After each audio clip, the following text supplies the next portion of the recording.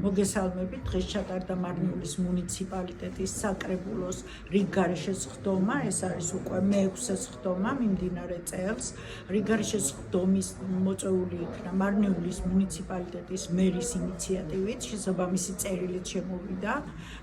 ეს ეხებოდა იმ პროექტების თანხმობის მიცემას, რომელთა ღირებულება საბიუჯეტო კოდექსის თანახმად 5%-ს აჭარბებს გადასახადების. ამ შემთხვევაში კანონი ითვალისწინებს ადგილობრივი თვითმმართველობის, რომ აუცილებლად ასეთი პროექტებზე თანხმობა ჭირდება საკრებულოსი და ორი ასეთი პროექტი იქნა დღეს შემოტანილი, ორივეზე საკრებულომ მისცა თანხმობა.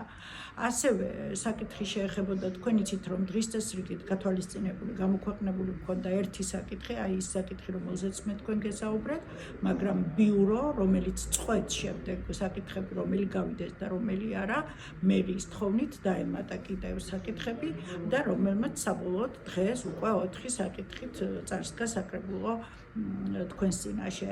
მეორე საკითხი ეხებოდა კიდევაც დაიზრდებიან მონუმენტის მიმდებარედ არსებულ შენობას, 50 კვადრატულია, რომელიც არის საფირფარეშოდ გამოიყენება და შემოვიდა მოქალაქე, რომელმაც აიღო ვალდებულება, მოაწესრიგებს, გაარემონტებს, მოაწესრიგებს ამ სულ წერტილს, მაგრამ იქნება სხვა დღეებში ფასიანი, მხოლოდ ყველა ღონისძიებაზე მასობრივი თავშეყრის ადგილები დრო იქნება და მუნიციპალიტეტის მიერ დაგეგმილ ნებისმიერ სხვა ღონისძიებაზე ის იქნება ყველასთვის უფასო, ყველა მოქალაქისთვის უფასო.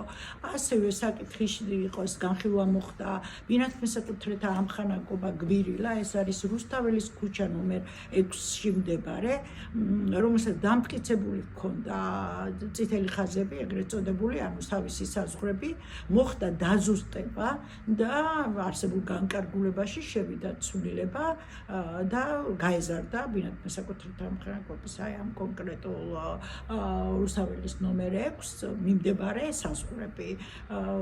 ასევე განხილული იქნა სოციალური საკითხი, ეს იყო ორ მოქალაქეზე, რომელთაც ესაჭიროებოდათ ფინანსური დახმარება, ერთი მარტოხელა არასრულწლოვანი მშობელი, მეორე პენსიონერი და იცით თქვენ, რომ საკრებულო ასეთ შემთხვევაში იძლევა მხოლოდ თანხმობას, რაც შეეხება თანხობრივად, მას წყვეტს აღმასრულებელი ორგანო, მერი, ჩვენი და საკრებულოს მიერ გაგზავნილი საოქმო ამონაწერის შესაბამისად. ანუ დღეს გადანილი იყო 4 საკითხი, 4-ვე საკითხზე